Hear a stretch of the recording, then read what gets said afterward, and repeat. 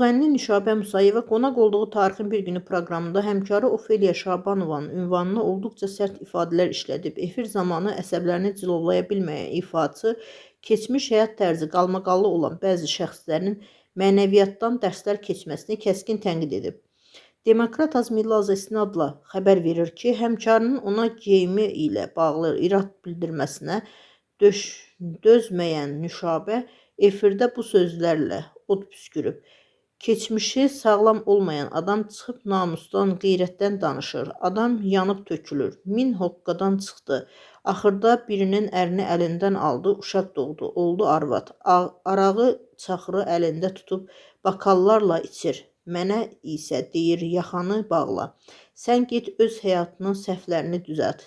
Qız ərə vermişəm. Əri deyir ki, onun qeyrətini sevirəm. Qudam ən dərin dekolteli yarıqlı geyimlərimi görəndə yazır ki, bugün nə gözəlsən.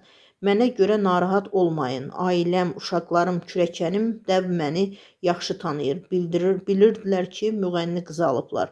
Deyirlər ki, bunun kürəkəni hara baxır? Kürəkənim mənə nə deyə bilər? O məni böyüdüb bu yerə çatdırmayıb ki, öz arvadına, uşağına ağalıq edə bilər. Bezmişəm.